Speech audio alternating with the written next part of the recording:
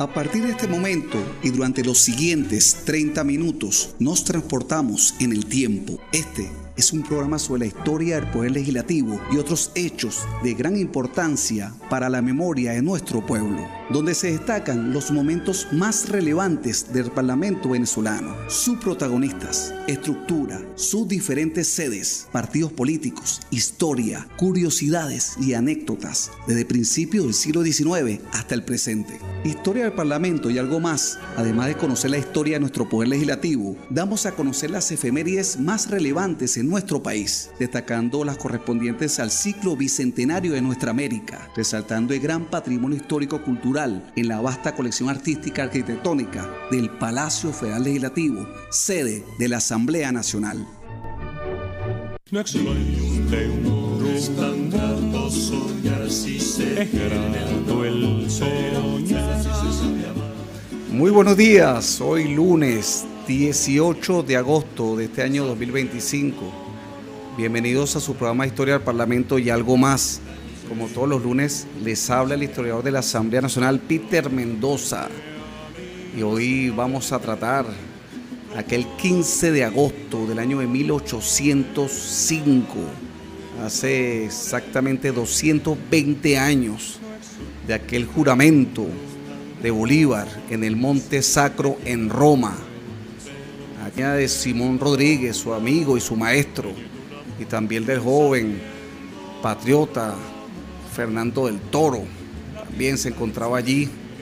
Y ellos, a partir de ese momento, muchos historiadores consideran que se inicia la vida política de quien sería el futuro libertador de la América. Fue hace 20 años, cuando en el Salón del Tríptico, acá en el Palacio Federal Legislativo, sede de la Asamblea Nacional, se realizó un homenaje, un sentido homenaje, porque ahí se encuentra la obra de Tito Salas, donde se encuentran los tres momentos más emblemáticos en la vida de Bolívar, y el primer momento para Tito Salas fue el juramento en el Monte Sacro en Roma. Pues está también el paso de los Andes y la muerte del Libertador. Y allí se hizo un sentido homenaje hace 20 años, en el marco del Bicentenario. Estamos recordando aquella proeza, aquel juramento, en qué contexto histórico se llenó esos acontecimientos y las proyecciones para el futuro, que no solamente se quedó una promesa, sino una hermosa y difícil para la época, pero realmente una realidad que aún vive en nuestro continente, porque a partir de ese juramento se crearon naciones enteras, países con una gran influencia en el continente americano. Bueno, y como todos los lunes me encuentro en compañía de nuestra bella locutora e investigadora de la Asamblea Nacional y de la Universidad Central de Venezuela, Carolina Caballero. Gracias, bienvenidos a su programa Historia del Parlamento y algo más. Así es, hemos querido hablar acerca de este tema del juramento del Monte Sacro. ¿Por qué? Porque vamos a conversar, recordemos que era un Bolívar joven, era un Bolívar que había llegado a Europa. ¿En qué contexto? ¿Qué pasaba en su vida personal que lo transformó y que de alguna manera fue madurando esa idea y ese compromiso por libertar a su nación, a su país? Y por supuesto eso fue hacia los otros continentes, ¿no? hacia las otras naciones. Entonces vamos a hablar un poco quiénes lo acompañaron y cuál fue el periplo que hizo a través de Europa hasta que llegó en ese momento exacto, tan sublime, donde él hace esa promesa, ese compromiso para libertar a su país. Pero dejemos que sea el historiador que nos ponga un poco en contexto. Sí, recordemos que Simón Bolívar, ya en el año de 1799, ya parte en el regatín y San Ildefonso, rumbo hacia Europa, muy joven, va a cruzar estudios de Madrid, y él va ya a conocer a quien sería su futura esposa, que es María Teresa Rodríguez del Toro. Posteriormente él se va a casar, va a regresar a América, y lamentablemente en enero del año de 1803, importante destacar, su esposa con apenas 21 años, más joven, lamentablemente fallece. Bolívar realmente le impacta en su vida. Por supuesto, un impacto, porque él dice que prácticamente Bolívar no se recupera nunca en la vida de esa se puede decir, esa tragedia Sí. de su joven esposa de apenas 21 años de vida. Impacta tanto a Bolívar que realmente regresa a Europa y él vive una vida desenfrenada. Bolívar amasa una de las más grandes fortunas de la entonces provincia de Venezuela, la Capitanía General de Venezuela, y allá se entrega, bueno, a los placeres mundanos. Bolívar no pensaba ni siquiera ser libertador, ni tenía ideas políticas fuertes. Poco a poco va gestando su carácter, libros prohibidos para la época, Jacob Rousseau, Montesquieu, Voltaire, entre otros. En parte él recibe educación en Europa. Sí, también. le abre un poco la mente, pero aún no está totalmente forjado. Poco a poco va relacionándose. Fanny Duvillard, que es su prima, era cercana amiga, ella va a estar con Bolívar y lo va a llevar a los grandes salones de París. Allí va a relacionarse con Humboldt y con Bonpland. El barón Humboldt le había regresado de América. Fíjate, Bolívar sale en 1799 rumbo a Europa y ese año, 1799, llega Humboldt al Nuevo Mundo. Y el primer pie en el Nuevo Mundo es en Cumaná, aquí en América, en Venezuela. Y él trae todas esas hacia 1804, regresa 1803, ya se encuentra con Bolívar hacia aquel momento, Salones 1805, ya él está escribiendo el viaje a la tierra equinoccial del Nuevo Mundo, donde es recopilación de esta parte de la América que Humboldt acaba de recorrer, lo que es la parte de Venezuela, la Nueva Granada, hasta los volcanes del Ecuador, y se da cuenta de que hay un mundo realmente por descubrir. Por explorar. Toda la riqueza en flora, en fauna, en un nuevo estudio sobre las personas americanas, que realmente no se había subestimado, se había desechado para Europa. Y Bolívar se relaciona con él, incluso Humboldt le llega a decir, pues Humboldt se sorprende con la gran cultura, intelectualidad de la provincia por ejemplo, de Caracas, aquí en Caracas. Existe músicos de gran talante y existe también grandes intelectuales. Él dice que las colonias están maduras para su liberación, pero no le dice a Bolívar que todavía no conoce la persona que la lleva a cabo, sin saber Humboldt que la persona que la va a llevar a cabo es justamente Bolívar, que lo tiene al frente. También Bonpland, que en francés tiene una gran relación con Bolívar. Se lo acompañan esas conversaciones. Bolívar en ese entonces ya, incluso él había tenido varias depresiones. Simón Rodríguez también se suma ya a París y le sube el ánimo, dice que no debe solamente entregarse y dejarse morir por el corazón, por el amor que sintió hacia su esposa, que es respetable, pero tiene que darle sentido a su vida y tener otro tipo de amor, puede ser una ambición, puede ser un proyecto, y ya va calando este tipo de pensamiento en Bolívar. Ante esto se le ocurre a Simón Rodríguez realizar un viaje hacia Italia a pie, con una peregrinación que se hacía mucho y todavía se hace. Pues el camino a Santiago, aún con otras connotaciones, es una peregrinación religiosa, pero en Europa se realizan muchas peregrinaciones, y esto viene incluso de los tiempos de los cruzados. Y se decide hacer una peregrinación a pie. Bolívar todavía tenía una respetable fortuna, aunque había gastado parte de su fortuna, pero todavía tenía mucho dinero. Se va Simón Rodríguez, Fernando del Toro, rumbo a un periplo hacia Italia. Va al sur de Francia, llegan justamente hacia Milán. En Milán es importante porque en Milán hay una parada militar de Napoleón Bonaparte. Y fíjate que Fanny Duvillard va a estar también en Milán junto con su esposo. Pues hay una gran concentración allí por el interés de la parada militar de Napoleón Bonaparte, que justamente se anexó también Nápoles y Milán y toda esta parte de lo que sería en el futuro Italia, la península itálica. Sí. Pero Romazo González nos da unos datos interesantes, cómo va el periplo, cómo es ese camino hacia las poblaciones italianas hasta llegar al Monte Sacro en Roma, aquel 15 de agosto de 1805. Así es, y nos dice que cuando todo esto se desarrolla un poco vertiginosamente, entra en Milán Napoleón para coronarse en la majestuosa catedral con la corona de hierro de los lombardos.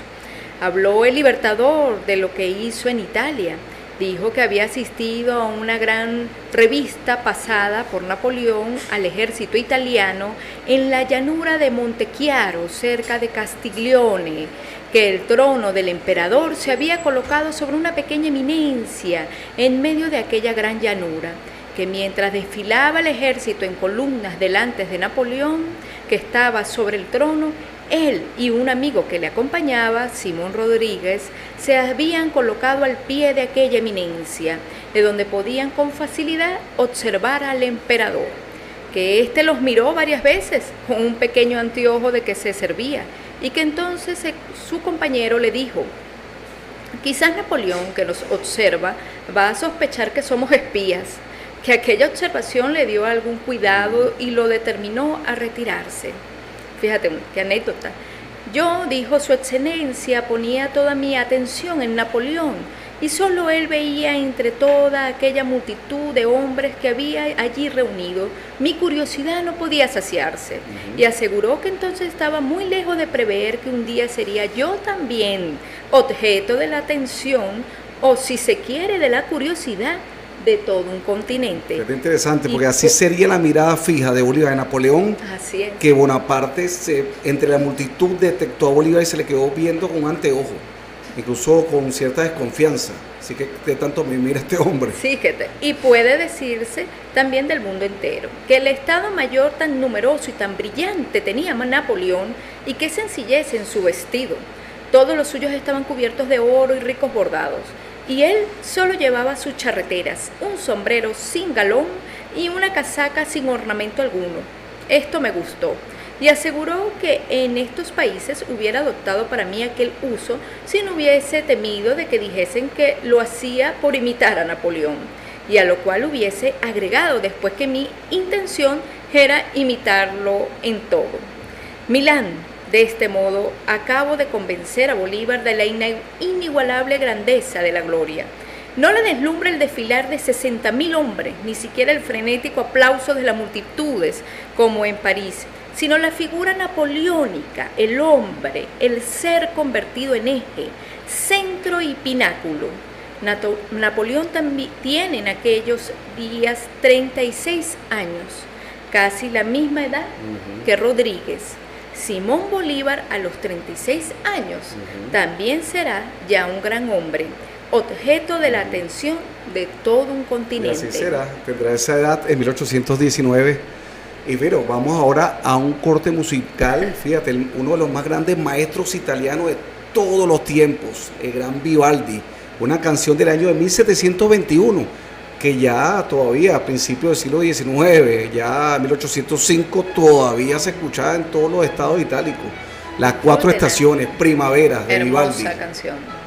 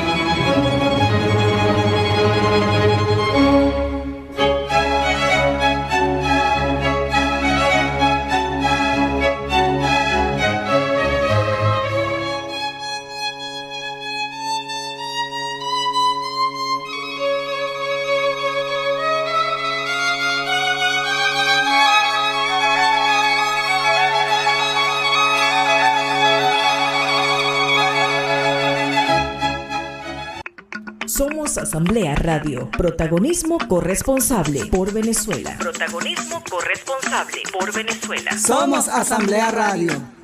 No existe un estandarte, soñar si se es grato el soñar. Programa Historia del Parlamento y algo más. Estamos hoy hablando sobre el juramento de Monte Sacro, a propósito que de este viernes conmemoramos esa fecha. Y fíjate que, bueno, seguimos conversando sobre el historiador Romanzo González, nos habla un poco en el contexto en que se encontraba Bolívar y sus acompañantes.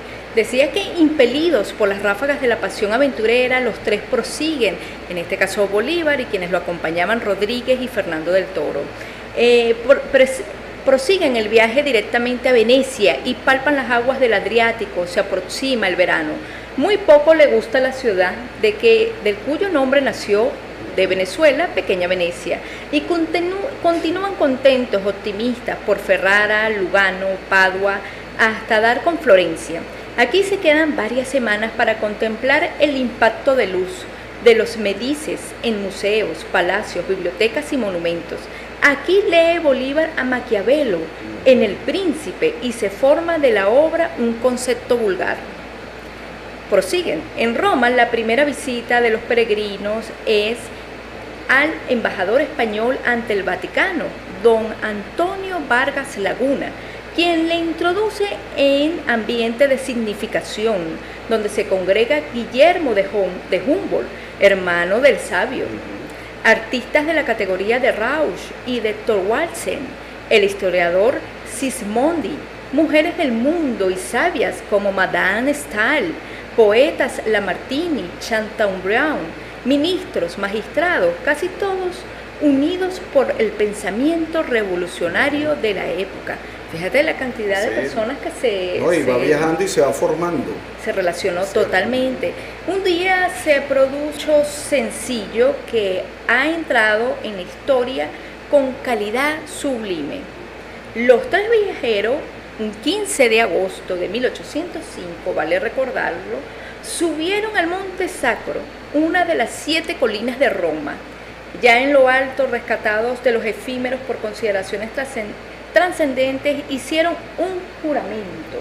Y dice, allí nos arrodillamos los tres y abrazándonos unos a otros juramos libertar a nuestra patria o morir en la demanda. Fíjate, interesante, porque se arrodillan los tres, fíjate, se abrazan González, sí. Y justamente el juramento lo dicen allí, Romanzo González, pues siempre se tiene la imagen del maestro Tito Salas, correcto, con Bolívar de pie y ellos sentados. Claro. Fíjate, un dato interesante, arrodillados los tres en el Monte Sacro dan el juramento.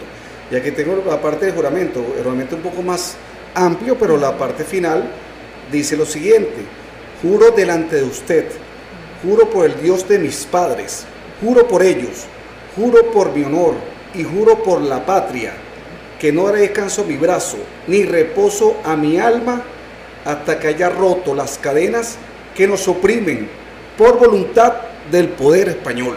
Excelente. Sí, fíjate que es como el más significativo, final, ¿no? del juramento. Y esta versión interesante, arrodillados los tres, abrazados y dando el juramento. Fíjate que también nos dice que fue hacia la tarde, en hora de intenso calor. Este juramento fue cumplido. He ahí lo extraordinario. Fernando Toro, destrozada la pierna por un cañón español 6 años más tarde, en plena guerra ya, solo regresó a Caracas para morir, sin siquiera haber contemplado el alcanzar de la independencia. Rodríguez, sin saberlo, había cumplido ya lo que juraba con haber puesto lo que puso en la conciencia del libertador. Ninguno de los tres tuvo esa tarde cabal captación de su arranque. El círculo de sus amistades en la ciudad no dio al suceso otro significado que la expresión del arrebato juvenil producido por los recuerdos que evocaban aquellos sitios. Fíjate qué interesante, claro, de muy joven Bolívar, quizás ese ímpetu, ese impulso de juventud, también, pues tal vez en ese juramento pues no pensaron pues todo lo que era el alcance de esa promesa. Y rendimos también homenaje a Fernando del Toro, un patriota a veces olvidado, y no es justo olvidar a un hombre como él, que estuvo como Bolívar desde los inicios y lamentablemente en la primera gran batalla, la Guerra de Independencia, que es el sitio de Valencia, a tan solo una semana del 5 de julio de 1811, cae herido, realmente gravemente herido, él queda lisiado y realmente esa herida, después partirá a Trinidad y regresará a Caracas solamente para morir por las complicaciones de esa grave herida que sufrió en esa primera batalla de la Guerra de Independencia, gran batalla de la Guerra de Independencia. Entonces recordamos y honramos su memoria. Así a Fernando del Toro. Totalmente. Continuando nos dice que poco antes del invierno Simón recibe invitación del sabio Humboldt, que se encuentra en Nápoles, para realizar una ascensión al Vesubio. Se reanudan con esta ocasión y gracias a la permanencia un tanto larga de Bolívar en la ciudad, las conversaciones, lo que bien le habías dicho, iniciadas en París acerca del Nuevo Mundo. Después del juramento de Monte Sacro toman ya un interés diferente, más desenvuelto hacia el futuro.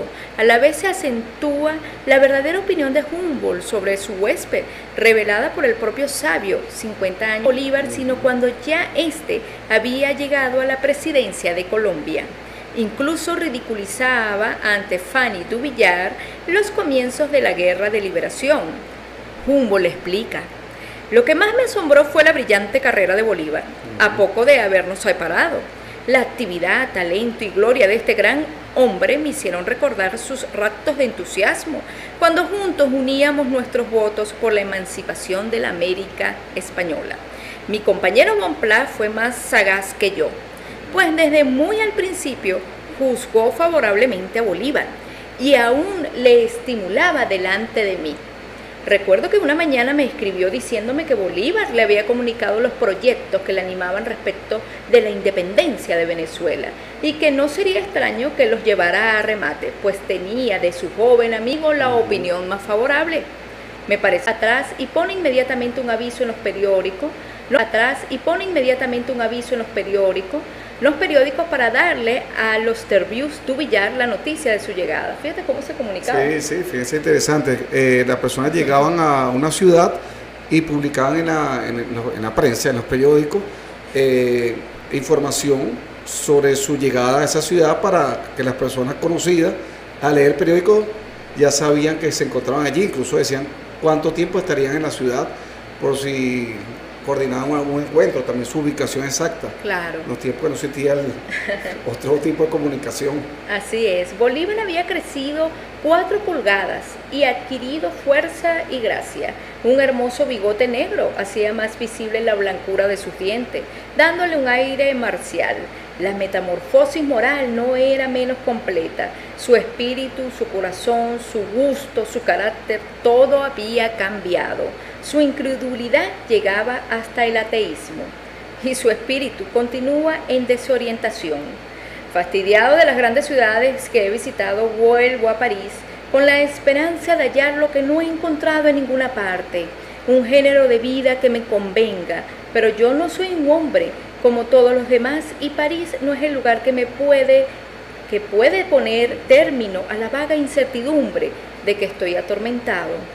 El presente no existe para mí, es un vacío completo, donde no puedo nacer un solo deseo que no deje alguna huella grabada en mi memoria. Fíjate, tal vez la intimidad con Fanny se reanuda, pero muy pasajeramente. Yo iré a comer mañana con vos, lo que le interesa ahora es dinero, que le presta su amigo de Huayán, de Cambrai, para viajar cuanto antes a Venezuela. El presente se considera un desorientado, empieza sin embargo a creer en el futuro. 20 años más tarde escribirá el padre de Fanny a Bolívar: tú tenías sobrada razón al decirnos, ya para abandonar París, que nosotros oiríamos hablar de nuestro primo Simón Bolívar. Tu profecía ha sido justificada magníficamente por el brillo de tu alta reputación y de la gloria inmensa que has adquirido. Es decir, y revisando el juramento de Monte Sacro, es recordar que estamos en esa época de romanticismo, Carolina. Claro. Una época de mucho romanticismo, de poesía, y también el juramento tiene esa connotación de compromiso real, auténtico. Los hombres eran como más elegantes en esa época. Un juramento era una palabra empeñada, sí, y no se juraba cualquier cosa. Total. Si tú jurabas a principios del siglo XIX, era realmente un juramento, era un pacto de honor, tanto con las personas que eran testigos de juramento, así que quizás en el mundo moderno se juran cosas que realmente no se cumplen. En esa época no era así. Y Bolívar era un hombre de palabras, esos hombres de palabras, Rodríguez, Fernando del Toro, y ese tipo de personas que se encuentran allí en ese momento sagrado, porque están ante las ruinas de la antigua Roma.